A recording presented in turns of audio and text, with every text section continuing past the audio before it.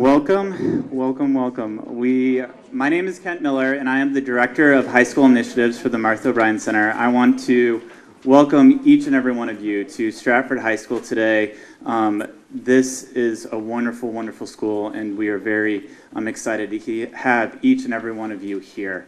We especially want to thank the Mayor's Office for today's event, for organizing this and really taking on the My Brother's Keeper initiative. To listen to the young people today, but at the same time to do the legwork that will need to take place to make sure that this initiative is successful. I also want to make sure that we thank Dr. Steele, Dr. Berry, Dr. Wallace, the administration, the teachers of this great school, Stratford High School. They have been so helpful in making sure that today's event is a success and that this school every day is a success. I want to thank the coaches, the pastors, the community organizations that brought these young men out today. I am a part of a group called the Top Floor here at Stratford High School. We provide a space for these students to go after school between 2 and 6 p.m. every Monday through Thursday, where they can be surrounded by positive adults that can inspire them and then can empower them to live out the dreams that they have. As you stand in this space right now, you are seeing a $20 million renovation that is taking place at Stratford High School, but I want you to know that this renovation is just the physical representation of the great work that has been taking place at Stratford High School. Under Principal Steele's leadership, since the creation of the academy, since the opening of the doors of Stratford High School, what we have seen is the ACT scores increase at a rate 4 times that of the average school in the district. We've seen the graduation rate increase at a rate 3.5 times that of the average school in the district. And based off the most recent THAC data, we've seen the college going rate increase more than twice that of any other school in the district. Great things are happening at Stratford, and it's only because of these young people. They are living out this dream.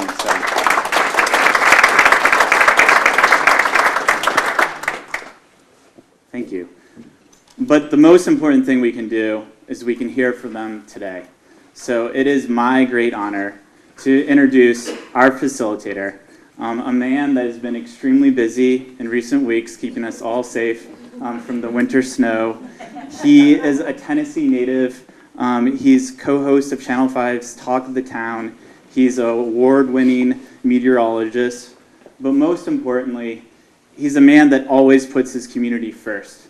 He is active in 4-H, the YMCA, the Boy Scouts, and today, once again, he's giving back to these fine young men so that they can be heard. Please join me in welcoming Leland Statham.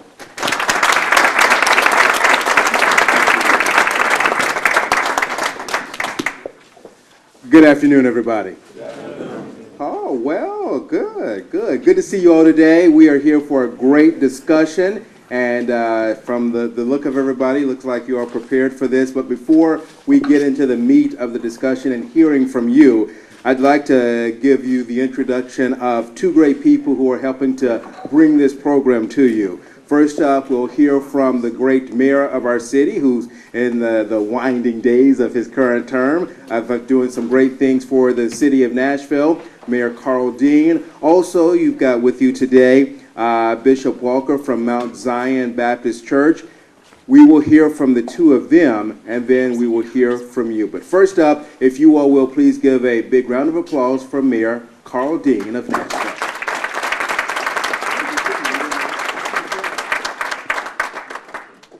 Well, thank you, Leland, and thank you all for being here. Before I offer a few remarks, I just want to acknowledge a few elected officials who are here with us. First of all, I want to welcome Senator Harper. It's always great to be in her presence. As I always say, she wears the best hats of anybody in Nashville. And we also have with us our police chief, Steve Anderson, and thank the chief for being here. Our public defender, Dawn Diener. I was the public defender back in the 90s, and I hired Dawn, and she has done just a fantastic job, and I'm so thankful that she's here. Councilmember Linnell Matthews is with us. Linnell, thanks for being here. We have the FBI Director, Mark Wynn, with us. Mark, thank you. And we have mayoral candidates. I've seen Charles Robert Bone, David Fox, and Howard Gentry.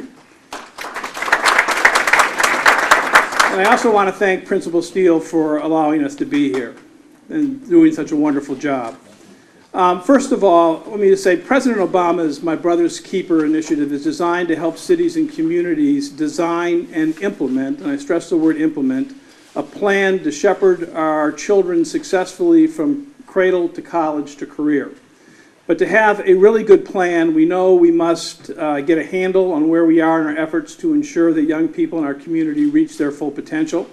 At the same time, we have to keep a sharp eye out for obvious and persistent opportunity gaps that leave boys and young men of color with the risk of lagging behind. Those opportunity gaps can be found in a number of key areas, including employment, education, and safety. The numbers speak for themselves, and we all know that. I'm interested in hearing what these young men have to say about this. The fact that you busy folks in the audience have joined us on a late Wednesday afternoon after a day of school and after a week of really challenging weather confirms that you are just as interested in this initiative and what it does as Bishop Walker and I are. I see several members of the Nashville Unites Board of Directors here. I see some folks from the Community Foundation Board here as well, and thank them for coming. I want to take a moment to recognize the folks at Stratford, the folks at the top floor, Marcia Edwards and the Martha O'Brien Center for collaborating with us today. To these young men who volunteer to participate, I want to commend you for agreeing to do this. I know that you've got all these people up here in suits, the police chief, the mayor, mayoral candidates, TBI director, but we want you to talk. We're here to listen to you, and we encourage you to be as open and frank as you can be. I want to tell you just to relax, and everything's going to be good. We're looking for your true assessment of challenges that you face and how we might address them. I also want to thank Leland, and I know all of you know him. Leland readily agreed to help us out today because he's very much interested in the subject. You see him throughout our community helping out in a variety of ways. You see him doing his job to keep us informed about the weather and to keep us safe. But he also has a son. And he cares just as much about your success as he does about his own son's success. He knows that we are all in this together. We are here to help, and I, for one, will be taking notes, and I want to assure you that the city will seriously consider what you tell us. We can't address every single one of your concerns right now, but I can tell you that we will do what we can do. And I thank you for that, and I want to recognize Linda Reprovic, who just came in, who's a candidate for mayor too. Thank you.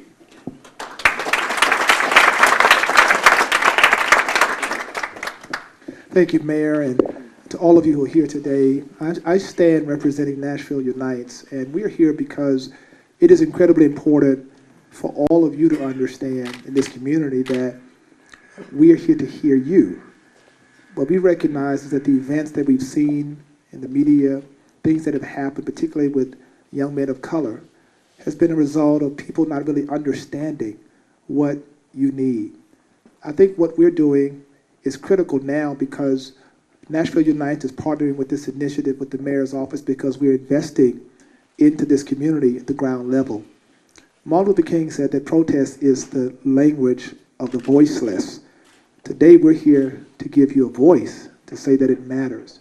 As an African American male, I clearly understand the plight of African American young men.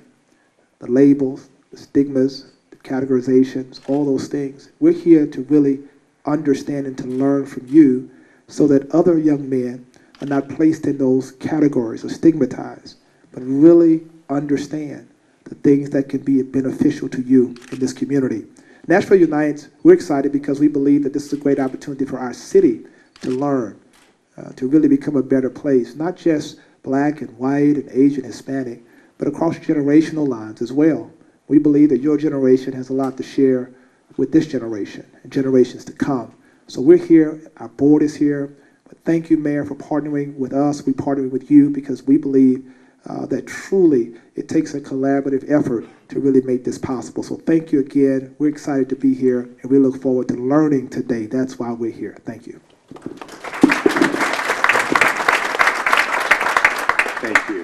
So again, with everybody that is up here and the city officials and those who are representing your state and representing TBI is a very big show of why this is important, why they want to hear from you. So it's something that is not being taken lightly. If it was, all these folks wouldn't be here today. So we've got a host of things that are going on as far as what's happening within our city today. And last year, the National League of Cities convened a group of mayors and city officials in New Orleans to talk about ways to eliminate violence and eliminate violence related to deaths of African American males. They presented some key facts and some facts that most of you have heard before, but let me give you a couple of things. Number one, they said homicide is the leading cause of death for African American males between the ages of 10 and 24. They say incarceration of men and boys of color is way off kilter, and they say that if we don't do something in a hurry, 1 in 3 African American men will serve time in prison. So I was very happy when the mayor's office called me to be a part of this. As you've heard, I've got a son, I am a dad, I am a husband, and my daughter is a college student now, so you worry about what's happening with her when she is away from you. My son is right there. That's mini-me right there.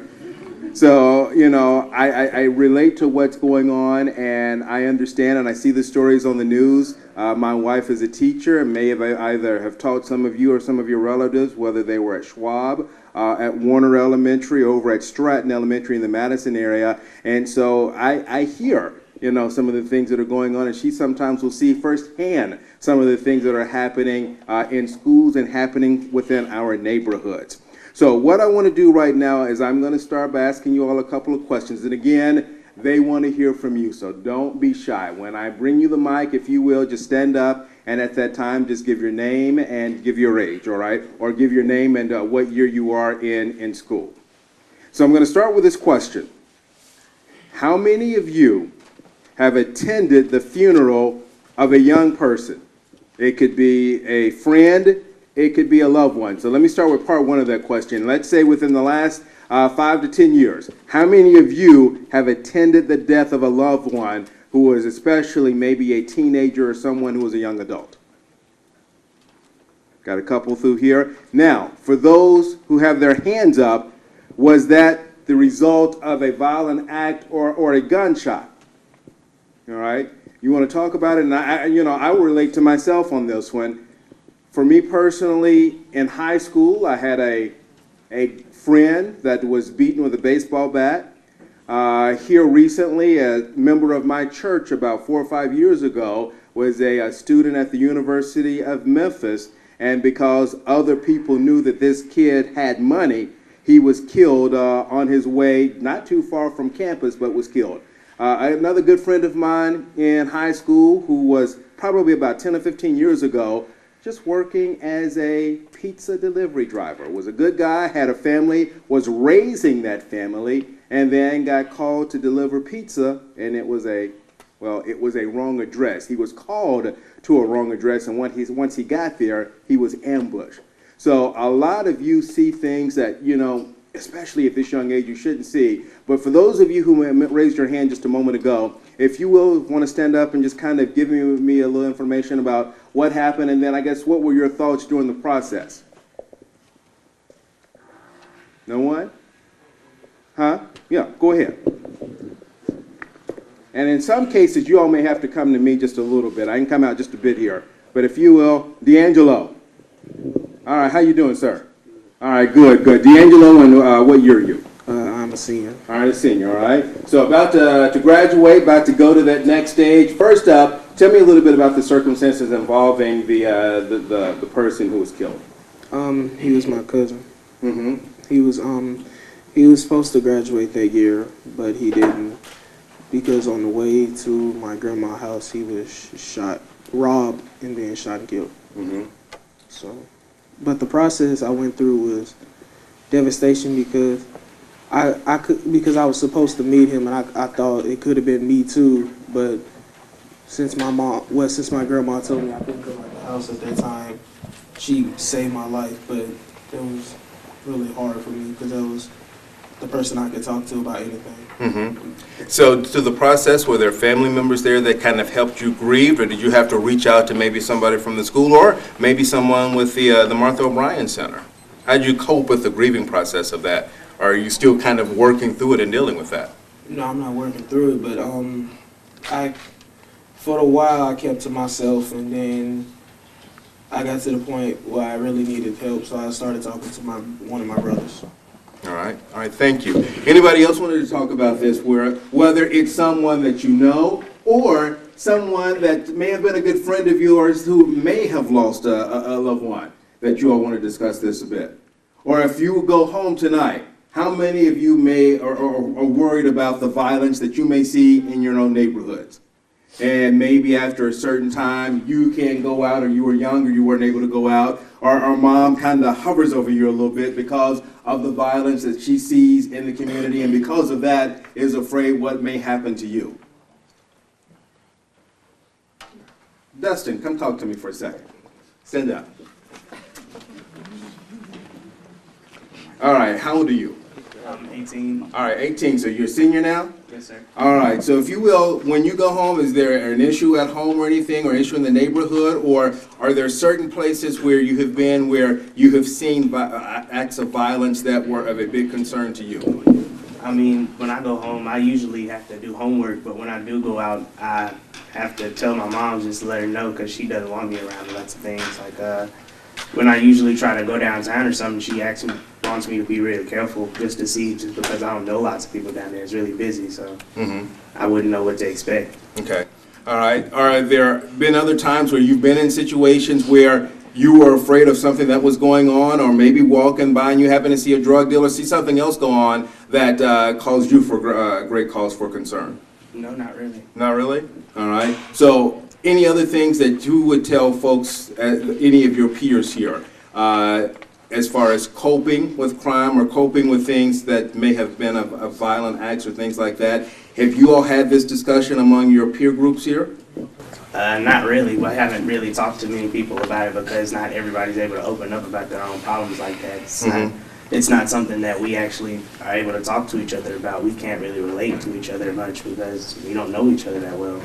So if I did try to talk to them, of course I would try to help, but as you know, we don't relate. So. All right. Well, and that's one of the reasons that maybe you are part of this organization now, and being able to meet here. Does it give you a chance to connect with some folks, other folks that you may not necessarily have known from school, or just give you a chance to connect with other people who, after you chat with them for a little bit, realize that some of these folks have similar issues that you do, or similar concerns or similar problems, and you're able to bounce things off of each other? Are y'all chat with me for a little bit? Y'all started off real well by talking back to me. So let me do it this way. All right. What's one of the big concerns for you right now? As a high school senior, as someone who may be getting ready to leave the nest and head off to college in the fall, are there any big concerns that you have? Or maybe, do you think we in the media exaggerate things a little bit, all right? And I'll fight back on that one, but no. No, but, if there are things that you think that you see on television, whether it's the movies, whether it's the news that you think over-exaggerates what is happening, whether it's in your community or whether it's within the African-American community, are there certain things that concern you? I'm going to start calling out folks again. All right. Jeremiah, come talk to me for a little bit. How you doing? You doing all right today? All right, good. All right, so if you will, number one, any big concerns from you as far as what's happening in your neighborhood, or maybe not necessarily the neighborhood, maybe it's stuff that you see at school. Are there things that concern you there? So don't just think in terms of neighborhood, but if there's stuff that's happening at your school that you think might shock some people, what goes on in school?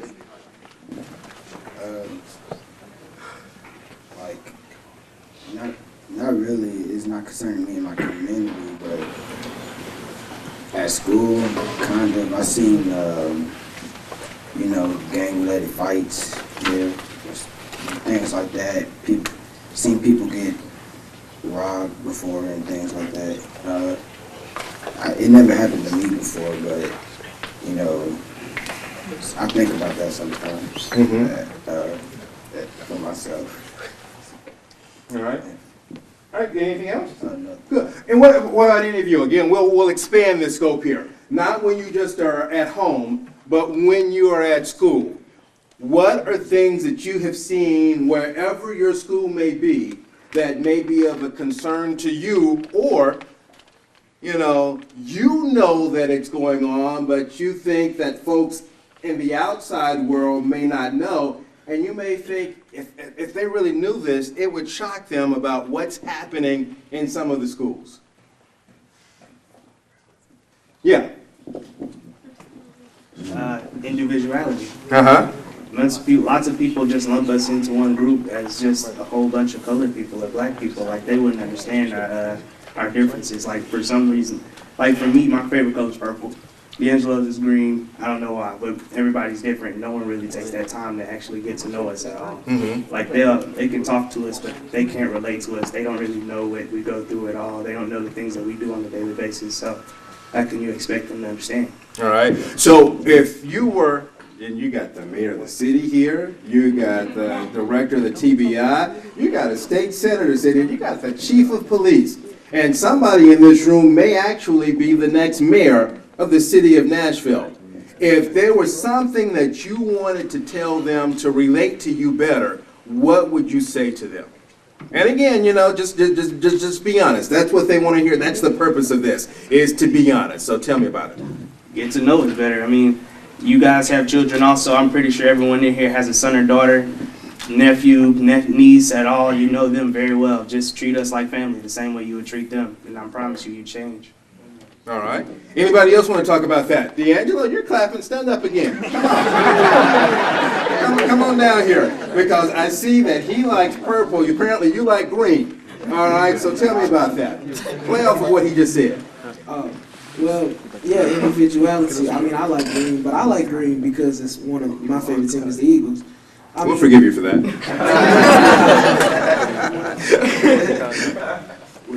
Okay, all right. But, and have more, like, you know how the first day of school, they do that little get to know me thing. Like, have more of that, and instead of writing it, how about y'all, we have like a circle or something to talk about it and things. But no, because what you're talking about at this point is the discussion process of it. All right, and that's key. It's being able to talk and discuss the process, right? Yeah. All right. What about at school as far as teachers are concerned? I know that usually there's at least one or two teachers that you really like, but if there may be one or two that you dislike, all right, that just comes with the territory. That's the 12-year-old over there, all right? But as part of that process, if there is something that's going on, all right, if there's something that's happening that's bad, that's illegal, that you think is of a concern to you, is there somebody in your school that you think you can reach out to and discuss the problem with? Probably my friends or my coach. Mm-hmm. Because as much as I don't like to say this, Coach Ray has been there for me all 4 years of my high school experience, and I can tell him anything, so that'll be probably the person. Okay. All right, but good. But you've got somebody in leadership, somebody on staff that you feel you can at least reach out to. Yeah. All right, super. Thank you. All right, I'm going to pick on somebody on this side of the room. Corey. That's a good name. Come on down. All right. All right, I got a brother named Corey, so it's a good name here. All right, let's play off of what some of them have just talked about. Are there things that are happening in your school that are a concern to you? Are there days when you worry about being at school because of something that you may think may happen as far as violence is concerned? Well, you know, every school is going to have violence. Every place is going to have some sort of violence. People are going to have drugs and stuff. But it's not too big of a concern because, you know, we have searches and stuff. And, you know, I mean, the teachers try to keep us safe as possible. But, I mean, of course, some days I may feel less safe. Some days I may feel more safe. But at Stratford, I don't feel too much uncomfortable about being, you know, at a risk of anything violent happening. So. Okay. So on the days when you may feel unsafe, if you will elaborate a bit on that, what's happening on those particular days where you may feel a bit more unsafe versus other days of the school year? Like sometimes, you may see somebody with drugs, a drug deal may go on, a fight may happen. Just things that spark violence, or people may talk, get into an argument, and then that can, lead into bigger things. So just things happen. That's just people nature. So I feel like some days you may be more vulnerable to things happening to you, and some days you may be less vulnerable. All right. When the things that you feel vulnerable to, do you feel that there is someone in leadership that you're able to reach out to as far as the school is concerned? Probably Mr. Steele, Coach Fitzgerald, Coach Farrell, just people I talk to on a day-to-day basis. Some of my friends, maybe a couple teachers that I can reach out to, tell them, hey, I don't feel comfortable right now. Maybe they could talk to me about it, or even if it's something going on at the house, or just anything, I could just, come out and sit down and talk to them. They could probably comfort me more, or just make the situation a little bit better. Okay. All right, fantastic. Good job. Good job. Let me ask this. All right. Are there days, and this is just a show of hands. I won't call you out just yet. All right. But how many of you all, we are now a little more than halfway through this school year. How many of you all have had days in your school, or most of you Stratford students? If you're a Stratford student, raise your hand. All right, so most of you all are. Anybody from other Nashville Public High School? All right. Antioch, all right, cool. Good to see you all. Anybody else? Glencliff, all right, great to see you all. So in your respective schools, have there been days during this school year where you have felt unsafe? No? Which is good. Now, I got one hand that should at least be up, because he just told me there are days where he may feel at least vulnerable just a little bit. And let's say that that day does arise, all right?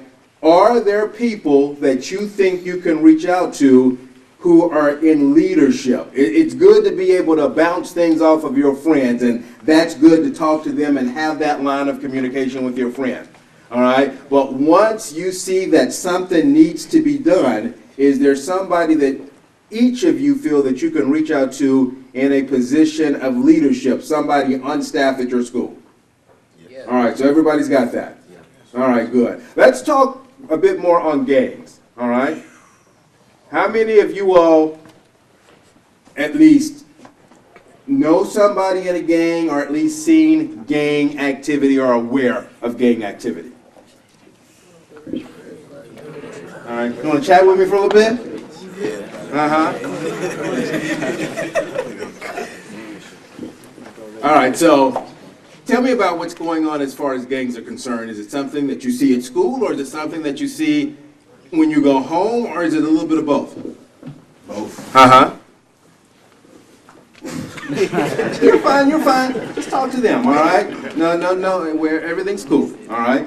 So, what's up? What are you seeing with this? Are they in a process of trying to recruit you, or is it just that these folks are out here? They out here. Uh-huh. Where I live, sometimes it happens. Like robberies, licks, gunshots, everything. All right, now I should know what licks are. Now tell me. A lick is like basically like a robbery, like somebody's house. Uh-huh. Basically, that's what a lick is. Okay, all right. That's all right. It may have helped educate somebody else out here as well, all right? All right, so you're seeing this. Do you, I'm not going to ask you to name names or anything, but I guess, how up close have you seen any of this stuff? Like right here to right there. Uh-huh. It was like happened like a couple of times. Like somebody was walking outside, taking out trash, and the door just started shooting. Uh-huh. That's something I don't know what happened. Then I saw somebody got robbed. Like it was like on Valentine's Day. That's a bill walking to the house. That's why I came up. His stuff just started. It was going down the street. Wow. All right, so this is not just from a school standpoint. This is happening at home. So let's talk then from a personal standpoint on safety at home. How safe do you feel at home? And break it down two ways. Once you get home, how safe do you feel? Or just getting to your house, walking down the street, maybe from the bus stop? Like when I get home, like to me, like I've been around like violence like a lot. So like I'm kind of like used to it, but like at the same time, like I still gotta watch my back. 'Cause you never know. But like, it just happens. So in those cases then, are you able to talk to mom or somebody in the family member about it? Or because I would think you need to at least get this off your chest so it's not bottled up. So how do you go through maybe a stress relieving process? Like, I got my friends and my moms, my pops. I'm only got my mother. Yeah, those I knew, all right? Those I knew. And I just talk to them, they'll just give me feedback, but you can't do it until you just get out of it. All right. So, what is your plan then? Because hopefully all of you have got an idea of what you want to do. What's your plan to get out of the situation? Graduate, go to Marine Corps, check out in Nashville, because this ain't where it's at right now. Okay. Ain't safe. All right. Cool. All right. Good job. Good job. Thank you. All right. Come on down here. How you doing? I'm all right. I can't complain. I could, but nobody would listen. All right. All right. So, talk to me a little bit more. Let's pick up on what he was talking about as far as gangs and violence. Tell me firsthand what you have experienced, whether it was at home or whether it was at school. Well, I live in this part of the neighborhood. Most of this part of the neighborhood is quiet and stuff like that, so I don't really go into gangs so much. You know what I'm saying? Okay. So. All right. So, from a home standpoint, is there any issue with it at school that you've been concerned about, or anything that you have seen? Well, no, not really. But all of my implications that I have with problems like this, I just write them down and stuff like that into poems and stuff. Okay. Got one you want to give us or share with us? Got it on the phone. Oh, you gotta always be prepared. This is a city with music agents, talent agents, and all that stuff all over the place. So always be prepared. This poem is called Cotton. Looking at my phone, it's about that time. Dry clean my green gods because they cotton in line. A young, educated, good-looking entrepreneur that stay dressed to the nine. I'm cash-headed for small change, have to sweat like blind. We built this here, yeah, we built this here. Back aching, sun beaming, sores bleeding, cotton picking. Sun baked, neck stretched out like strange fruit swinging from a rope, like a human wind chime. Kidnapped, raped, and separated for a lifetime. Slavery and racism, which still is. It's the 21st century. Some thought it would be gone, but it seemed like the hatred nation just multiplied. Open your eyes, wake up, the touch, the feel of cotton. It's the fabric of our lives. It's a new time. These are good years now. We've arrived now. No pressure here. Look at us now. We are fashion place trendsetters, number one consumers. No one does it better. Balling, hustling, and robbing just to get this cheddar. We got to come together to make this world better. The touch, the feel of cotton, it's in our lives. It's the fabric of our lives. We built this here. Yeah, we built this here. We got to come together to make this world better. All right, give it up for him, everybody. Give it up for him. So, when you get to a point where you want to put that on paper, so it's a way of relieving stress, kind of helping you cope with things, and I guess my other question that would be a part of that then, what certain events then make you turn to putting that down on paper? Well, basically, like my past lives. Basically, I went through a lot of things in my past lives. So, or a way for me to cope and to get through those trials and stuff like that is to write stuff down. Okay. And to put my stories out there. Yes. All right. So, do you feel then that that helps you out? And then, are there other people? And you're part of this organization with Martha O'Brien Center, and that's given you another way to relieve that stress, right? Yes. There's a whole lot of people in the school that that's helped me. Actually, my peers that helped me, and Martha O'Brien, Mr. Marvin, a lot of people has helped me in school to overcome my problems and stuff like that. Okay. All right. Great job. Thank you. Thank you. All right, we've talked a bit about gangs here. I want to bring it to a different level with gangs and talk about different, I guess, cultural groups as far as gangs are concerned. All right, you got a situation where gangs are slowly moving, not slowly, but have been here for a while. At one point, folks used to just kind of say they weren't here, even though you and your family and moms and dads knew that they were here, but there are a lot of people who didn't really want to say that they were in our community. So now that they're here, are you finding, I guess, gangs of other cultures now who are also, I guess, maybe fighting for turf, all right? Whether it's a certain African-American related gangs, maybe now gangs from a Hispanic culture or, from a Somalian descent or somewhere else. Are there other types of things that you're seeing like that, whether it's in your school or in your communities? Saw you nodding your head. All right, come on. How you doing? Is that Abraham? Yes. All right, good. All right, we'll turn this way so that you can chat. Which one you want to talk to them or you want to talk to your neighbors? I'll talk to my neighbors. All right, talk to your neighbors. All right, so tell me about what you've seen. Well, I usually hang around a little neighborhood where I live. Mm-hmm. It's called Paragon Mills. I'm pretty sure most people are familiar with Yeah. it. So over there, there's it's been here for a while. I believe when we were all really young, but it's like a Kurdish group. Mm-hmm. Pretty sure Yes. most of us are familiar with it. So what I find really disappointing is that, like how you said, we're going for a turf of wars, which it shouldn't be brought out this way.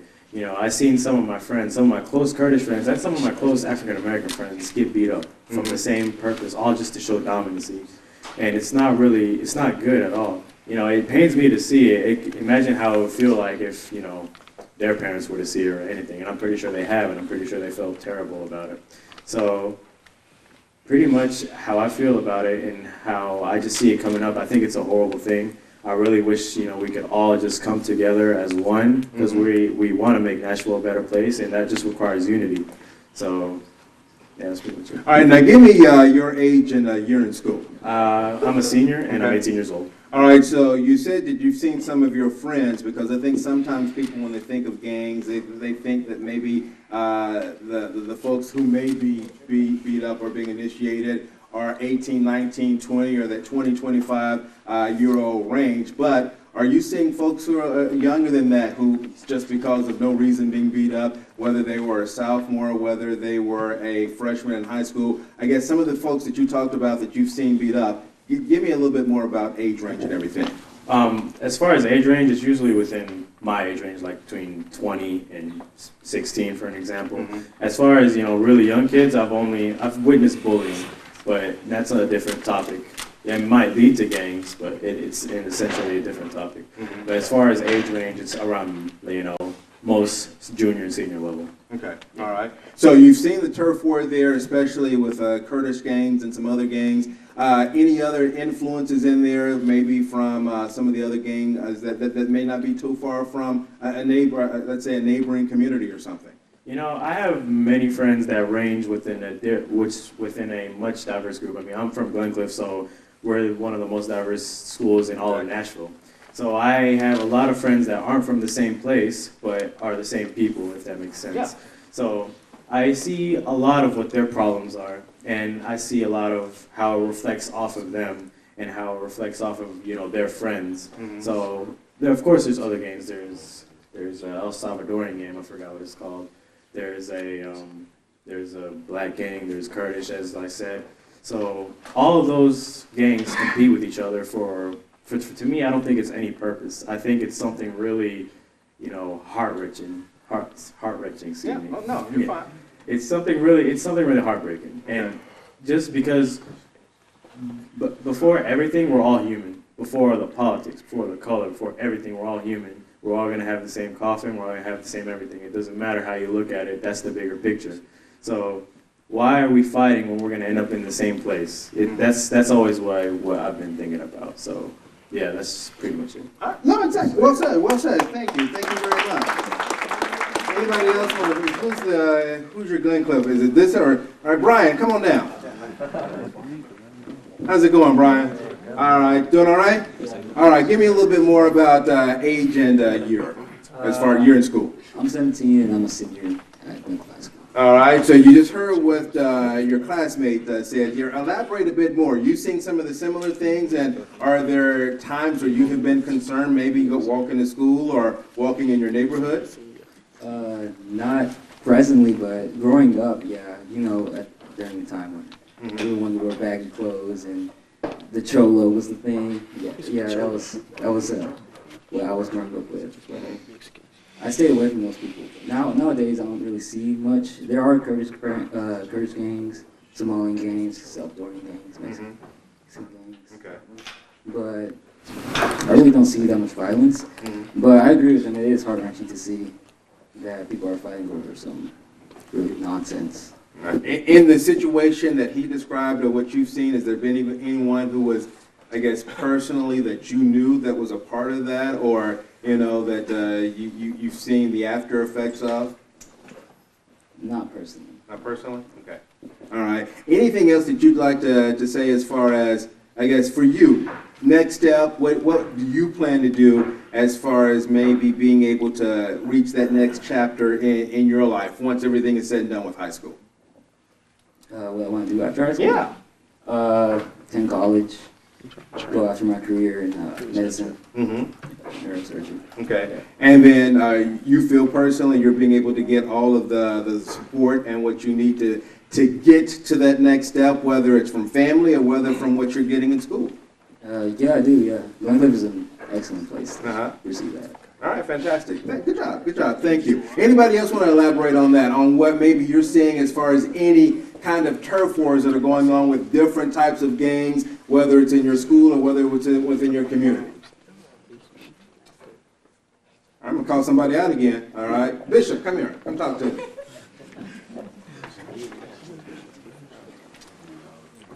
Anything that you've seen like that, or, if there's something else that you'd like this great group of folks to know about what's happening as far as gangs or violence and what you see on a daily basis, don't see, or what you see or hear about in schools? I mean, I know more. Well, I moved to Antioch when I was like 12, so it ain't really nothing in Antioch. Well, just a lot of talking, but people don't really do nothing. Okay. Does the talk part ever concern, or is it just more social media stuff than anything else? I mean, social media, like, it affects everybody nowadays, but it don't really affect me. I mean, it depends on how you take it. If somebody talking and they not really gonna do nothing, then you just don't do nothing to them. Okay, all right. But so from a social media standpoint, then you just see a lot of it, hear a lot of it, but it seems to be more talk than action at this point, at least from your experience. All right. All right. Anybody else want to address that? Let's talk social media for just a bit. How many of you all have dealt with social media bullying? Right here. Come down. Actually, Cameron, you come down here for a second too. All right. Because this is a new age deal where, it was one thing to just see somebody in the hallway and bully them or tell them that they were going to take your lunch money or things like that. But now, in the digital world, there is a whole different phenomenon, because what happens now is it's not just a deal between you and that person. It's out there for everybody to see. So talk a little bit about what you've experienced on that front. I've never really had a bully, but I know a lot of my friends have. I've actually kind of stopped a few of them, but some of them always wanted revenge, but it made them look no better than the bully. And I've been through a lot in my life, and I usually never really had somebody to talk to that I can actually trust to tell. But now, I have a few people I can tell. I can tell Ron, I can tell Mr. Capehart, the people and all the Kingsmen. I can trust them. I can trust that they'll keep it to themselves. But social media, I've gotten into it a whole bunch of people on social media. Yes, we talk trash, and there's only been once that I've got into somebody's face because of social media. But it's because it was really a mistake, because they said they didn't mean it. They were just kidding. But I figured they said it because I was serious. But And it's one thing to talk a little trash talk, because everybody talks a little trash talk along the way, or swap your mama jokes or something along the way, all right? But it's a different thing when you feel that you need to go get in somebody's face. So you don't want to get into the details of it, but I guess if you want to get into the details, great, but if not, what happened in that situation where you were mad enough to go get in somebody's face about what you saw on social media? Well, it brings back to bullying.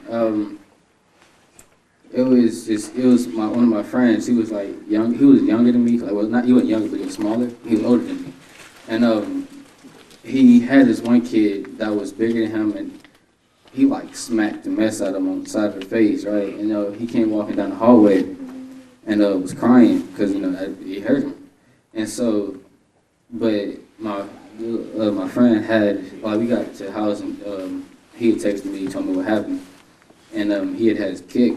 And I texted dude, I was like, why'd you smack him? And he didn't know what I was talking about. And I said, you smacked my friend. Hit my friend named Carlos. And I was like, you smacked my friend. And he was like, I don't know what you're talking about. And I said, you smacked him. He has his handprint on his face, and he was crying in the hallway. And I said, don't touch him again. Don't mess with him again. And then he was like, oh, what? And I said, I dare you to touch him again. See what happens. So next day, my friend came to me and was like, he hit me again. So I got up to the dude, found the dude, I came up to him, and I said, I told you not to touch him again. And he was like, he said, what are you talking about? Again, acting like he didn't know what happened. And I said, you hit him again. And I said, I know you did. And he was like, oh, it was just funny games, I was just playing. I said, it don't look like he was playing. And my friend's, like beside me, but, he to say, and he's just like, well, yeah, you did it, And, I'm like, you ain't got to be scared, I got your back. And I said, and I told him, I said, don't hit him again. And I said, I said, let it happen one more time. There's going to be no questions asked. I swear to God, I'm coming at you. And, I'm not no gang member. I don't join gang. I don't hang out with gang members. I know a few, but I don't really, I live in a pretty good neighborhood. And I know everybody in the neighborhood. I'm a friendly person, but I do have my flaws. I get angry, but that's only because of what I've bottled up inside of me. I'm full of hatred and anger because of what I've been through and was not able to tell anybody. And it's usually with family problems. I don't have a good relationship with my mom. I love my dad to death. My dad is the reason I am who I am today. Him and me going to a community service called REAL program, meaning Reaching Excellence as Leaders, and that is run by Ron Johnson. And him, that I like being in all the Kingsmen, which is also helping me letting go of everything that I have in me, but that's helping me out. That's helping me wanting to become a motivational speaker.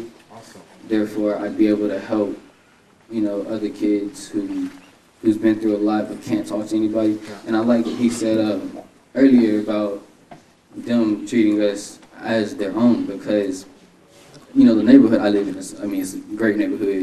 Nice. We got a basketball court, park. I live in a nice house. But it's because of my dad and what he's strived to make for us, me, my older brother, little brother. But when I went to the REAL program, it was, I was the only one. It was like, how many people? It was like 12, 13. And I was the only one that had like my real father, there. And I didn't brag because that's sad, But there are people that you've been able to connect with, and I guess one of the key things that I've heard in all of this, actually a couple of key things. Dad is involved, which is fantastic, but there are things that have been or still bottled up in you, but because of programs like this, you feel that you can reach out and those people at least helping you work through the process. Yes, like some things I can't let go, but some things I can forgive, but I'll never forget. I know, and I have done things in my life to my dad, my mom, and my brothers. Like, I've stole money from my dad, mom, and brothers. They will forgive me, but they won't forget. Mm-hmm. And they don't bring up my past and like that, but I have to build up my trust with my dad, really, because he's the main one. He's the only one taking care of me. Okay. And because my mom, she's taking care of herself and all, but she helped time to time with us, but it's really my dad. And that's the main person I want to build my trust back up with. Well, keep that up, all right? That's the big thing, is to keep up that relationship with your dad and talk. There's some other things there, too, that you'll still will need to work out, but with the help of Dad and these great folks, they can help you work through it, because we want you to get all of that out so that you can not only forgive, but forget as well. All right? All right, good job. Good job. Thank you. All right, Taylor, what's up? All right, so we're talking a little bit also about social media and social media bullying. What have you experienced along those lines? First off, my name is Cameron. I'm a junior. I'm 17. Personally, right now, I'm chilling, just playing football. I'm not originally from here. I'm from Indianapolis, Indiana. Basically, back in Indiana, I was a hothead, which is one reason why I moved down here with my dad. To make a long story short, social media have got me into a lot of problems. Basically, just having my friends back whenever he was going through something. I was always there for him. If he needed something, you need somewhere to be, I was there for him. And at the same time, I wasn't really encouraging him to stay out of the stuff he was in. And that was because, at the same time, I was trying to live my own life. I was 15, going on 16, and just trying to be the man of the house in a single-parent home. So, at that time, doing my own thing, still playing football, still take care of my grades, still being knucklehead in class. And then when it came time to social media, he was rapping with somebody. He called me up and said, "Hey, Cameron, hey, we got to handle some things." So I tell my mama, it was usually most of the things that would happen, it wouldn't be neighborhoods. We'd just meet up somewhere, or the mall. Basically, we'd meet up at the mall. And I remember one time, one of my older friends, I didn't even know it. I was 16, he was like 20. He was like, I was just chilling with him. He was like, one of the person I really looked up to. Basically, because he was tatted up, had all the girls. He was just the person I was looking up to. Mm-hmm. And he had his twin, and they had pulled something out, and it was a gun. And I said, "What you about to do? What you gonna do with that?" He was like, "You about to go take care of the business." And so me, I'm just hyped, like, "What's up? Let's go. I'm with you. I'm down." And at the same time, that was because my father went there. It was people, father figures that try to get my life in and out of my life, trying to help me out, and me not really knowing better. I was just down for my people. I wasn't gang in the gang. I was just there for my friends and whatnot. Was there peer pressure at that point? Did you felt at that point when you saw the gun? Did you feel that you could have just walked away and said, "No, y'all gonna handle that"? Yeah, that's the thing. It was me brought up in the church. I didn't feel nothing. It was just like this hype. Just let's go handle something. And I felt like ever since getting close to coming down here, I started to change. But ever since I came down here, it's been a whole turnaround. I'm not a hothead no more. I'm taking care of my business, handling my grades, just trying to make it and go to college. Mm-hmm. So basically, so far, I cut a lot of people out of my life. Some of my best friends have been cut out of my life. And some days I'll cry about it because, I was always there for them, and they was always there for me through everything. Even when my father went there for money or issues like that, they was always there. So it was kind of hard cutting them off because growing up in life, it's not the people that you in middle school and high school now is gonna be there. And I look at it like at the end of the day, when I ain't got nobody, I got God. Mm-hmm. So when it's all said and done, when it's all said and done, the only thing I think about is this God. I'm a singer too, so sing a little Prince for me.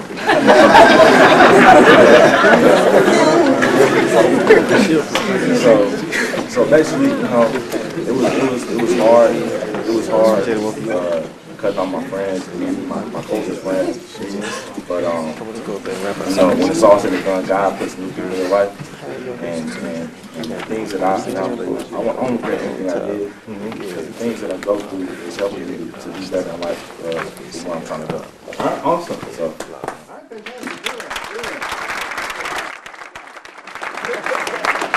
All right. So anybody else want to talk anything about the social media aspect, social media bullying, or, you know, a couple of folks talked about having dad in their life or not having their father in their life. Yeah. All right, I'll come back. Let me come here. What's up, Robert? All right, give me a bit about you. Robert, and where you're in school at and what grade? I attend Stratford High School. I'm a freshman here. I just wanted to touch topics with young black African males in this community, how we really don't open up to each other. Like, I'm pretty sure everybody in here, what we've seen on social media, what we've seen on BET or MTV, anything that we see is young men or black men in this community have the big chains, the girls. They never really talk about their feelings. So when we come to school or when we get together, it's never about how we feel. It's about what you have and what you want in life. When you think of success, first thing that comes to your mind is the big car, big house. Do you even think about the steps that you're going to get or you're going to take to get there? Or are you going to think about, well, how can I become better today? How can I get close to my goal today? Or how can I be better in an hour? It's about what do you do and how you're going to think about how you're going to get there. Personally, my situation, I went to Smith and Craighead Academy. Before I went to Smith and Craighead, there's no telling where I would be right now. Coach Fitzgerald, especially Mr. Barnell, you guys see him up here at the school a lot.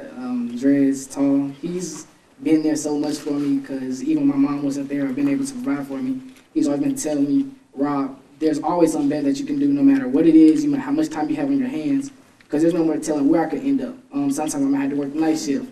My sister's already graduated, so I'll just be home by myself. He's like, Rob, there's so many things you could have done wrong, but he was been able to tell me, Robbie, I'm proud of you, be able to give me a pat on the back, because as young men like James, Jeremiah, I know you guys are good kids. I'm not saying nothing bad, not saying nothing about your situation, but if there was nobody there to pat you on your back when things happen, how would you feel? Well, maybe I'm doing something wrong, but when you get in trouble, somebody's always in your face, so maybe it's attention-wise. Maybe you feel like you need attention or get in trouble, but as young men in this community, we treat each other as family, because if we don't open up to each other, there's really no telling what we could do, because if we open to each other one day, we could maybe win a state at Stratford. There's no telling. We could just if we open up as a family, there's no telling where our limits can be. I just want to say, think positive, think about your success, where you want to be in life, and don't be scared to open up to your brothers. All right, fantastic. Well said, well said. All right, cool. Come on. We ain't scared to open up shots. You want to piggyback on what he said, or talk about just having either a father or male figures in your life? Male figures. Well, when I was about 6 months, before I can remember, my dad went to jail for life for killing 3 people, attempted to kill 4. And my mom, I have a stepdad at the house, but we may literally say 10 words to each other if I'm at the house the whole day with him. We're not relatable. Sometimes I don't feel like I can talk to him because, like, some things, the way he sees life and the way I see life are 2 different views and stuff. That's why, I don't say I don't like my house, but that's why I stay out the house as much as I can. I think sports, if I didn't have sports, I don't know where I would be, because, that's kind of like, I say my ticket out, because I can let a lot of things out, and I made a lot of friends, playing sports and stuff. But my dad, I don't really know him too well, because he was taken away from me, when I was real little. And my stepdad, it's not, not to down him, but he's not really, a great guy in my eyes. But I feel like the way I see it is like I'm living in a single parent home because, my mom really does a lot of things. So, I love my mom, so I just want to see her happy. So if that's what makes her happy, then I'm not going to say, I'm not going to be here, Mom, because I don't like him. It's me, you choose me or you choose him. No, I just want to see her happy and stuff. But a lot of things that's helped me throughout high school or throughout anything is my coaches, because like I said, I'm always constantly in sports, and I feel like that's my ticket out. So I feel like, talking to my coaches and letting stuff off my chest with those guys has helped me, develop the person I am today. Because Lord knows where I'd be if I didn't have sports and people to talk to. even though I don't have my dad, my real dad to talk to, I talk to him every now and then, but I really don't talk to my stepdad, so I just talk to my coaches, and, you know, I feel like those are the male figures in my life, and, you know, I feel like they've guided me and made me the person I am today, and also with the help of my mom, but, you know. And mom is fantastic, but I think as a young, well, I wasn't young at one point, but as a male, I think it's important to have those other male figures around. And so it's great to hear you talk about the fact that while you may not necessarily have that in your immediate home right now, you're able to reach out to some coaches or some other people who can guide you through some rough times. So fantastic. All right, super. Anybody else want to address that? Anybody else want to talk about just that? How many of you all have a father figure in the house? Let's do it this way. Who has a father figure in the house? All right, so quick estimate here, maybe a third or less at this point. How many of you all have any type of relationship with your natural dad? All right. How many of you all have seen your, today is Wednesday, so let's go from the last week. How many of you have had contact with your dad in the last week or the last 2 weeks? All right. So if you aren't getting that necessarily at home, are there other places that you have been able to go? Have you been able to reach out to folks at school or at the O'Brien Center? Really, I haven't had a dad, or my real dad in my life. Like, I only seen him like 3 times in my life. Last time I seen him, he said he was gonna give me a pair of shoes. Never seen him since, but my father figure is my granddad. You know, I was sent to live with him, and I really don't know the person I'd be today if it wasn't for him, because like he changed my whole life really. Like he put me in church. He tells me things like he basically raised me, and I just thank God to have him in my life really. But like I wish I can like have a relationship with my dad, my real dad, because, like, you know, really, I don't even remember how he looked. I probably look like him. I don't know. I probably got something in common with him. I just don't know. But I just wish I had, like, a connection with him. No, I totally understand. All right, thank you. Thank you for sharing that, all right? All right, let's see your hand here a second ago. See, with my dad, I actually have a father figure and everything. And don't get me wrong, my dad's the greatest man I've ever met in my life. But sometimes he wouldn't physically be there. I'm not saying he would, like, I would need something, he would neglect me. Just sometimes he wouldn't physically be there. Like, there was points in my life, I'm from Sudan, so he would go back to deal with business over there. So sometimes, at points in my life, I'm going through one right now where he's not here. And it's sad, but the only time I've talked to him is whenever he told me to do something, like, hey, I need you to go to the bank and do whatever, or something like that, along the lines of that.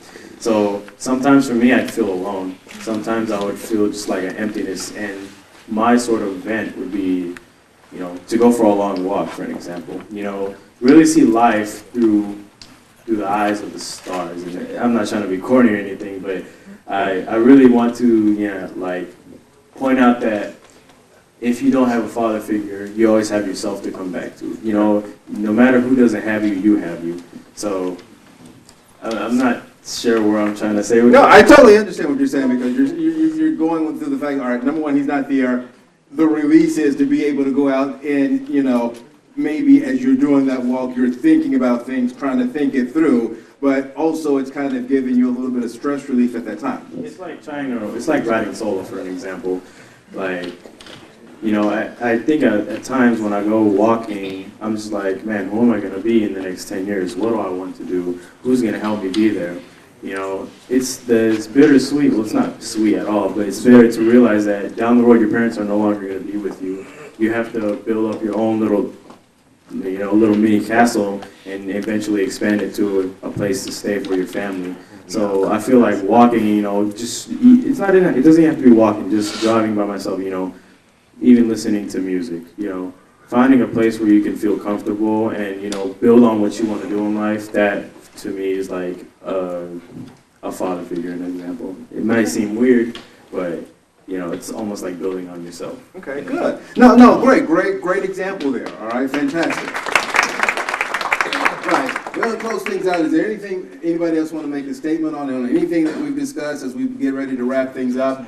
Number one, I thank all of you all for being a part of this process, all right? It's good, number one, to be able to talk about it. And for those who are here and didn't necessarily say anything, hopefully that there was something that you heard that you could relate to, and maybe from that you can piggyback on certain things as far as violence that you see at home, in your community, or just being able to do certain things to help you get to the next step that you want out of life. You know, I came from a home where my mom and dad were high school sweethearts.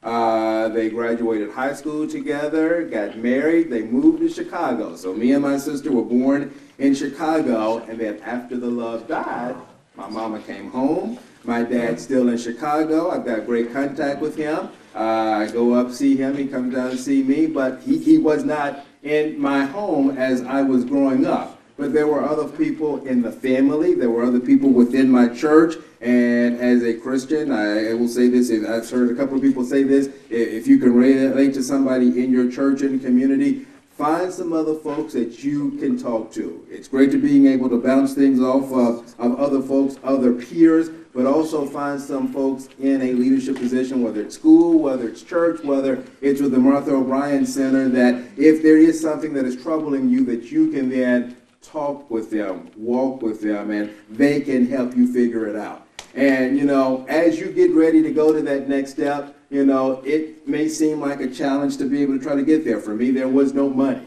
at my home to go to college. So I knew that I couldn't turn to anybody in my family. I am a first-generation college student. There were a couple of folks in my family who had a year or two of college, but nobody who had gone through a four-year institute. But I had determined when I was in high school that I was going to go into television news. I was going to go and do it at the University of Tennessee. You can find somebody who I graduated high school with. You will see in the annual, of everybody that I wrote in the annual, watch for me on 13 Eyewitness News. Now, I never made it to 13 Eyewitness News in Memphis, but News Channel 5 used to be Television 5 Eyewitness News. It didn't happen as fast as I wanted it to. It didn't happen as quick because my first job out of television was behind the scenes. But that's important because for every 2 or 3 people you see on TV, there are a host of people behind the camera who all make it happen. So things may not happen as quickly as you want them to or as fast as you want them to, but if you will keep the determination, the desire in your heart, eventually it will happen. You may have to take some curves along the way. My original idea wasn't to be a weather person. I wanted to be a news anchor man, but changed things along the way, and I've been in Nashville now for 22 years with a very successful career at the News Channel 5 network. So there will be things along the way that you may have to challenge, but if you will just continue to believe in yourself, talk to family members, talk to people in your community, talk to the great folks who are a part of this forum today. They will help guide you along the way. So again, I thank all of you all for being a part of this program and this forum. Right now, I would like to bring up Marsha Edwards, who is the CEO of the Martha O'Brien Center.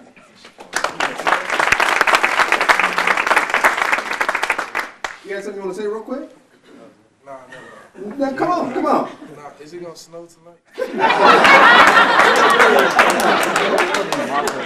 There is a shot, all right? I'm not gonna promise you another snow day, but, you know, there is a shot you can get a snow day tomorrow, and for those of you in Metro, that means the third day of intercession would be gone, all right?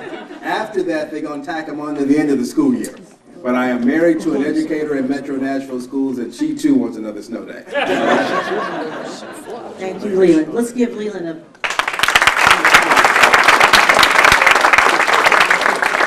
So my job is to close this out, and I'm not going to hold you all, but I want all of us to recognize the strength, the power, the beauty, and the great bravery of these young men who've come to tell us as the experts, what it means to be black, young, and male, brown, young, and male in our city. So my hope for this initiative, the mayor's initiative, the president's initiative, My Brother's Keeper, is that we are providing more opportunities, not to tell you what to do, but for us to listen. Because you are the experts, and you need to help us understand what it means to grow up in this city and how we can do it better. And as a call to action for the adults in this room, 1 in 3 incarcerated. That tells us we are not doing enough. We must do more. And more costs money, and more takes more commitment than we have had in the past. So those of us who sometimes think we are working so hard, we are trying to reach so many. We have a great facility here at Stratford High School called the Top Floor.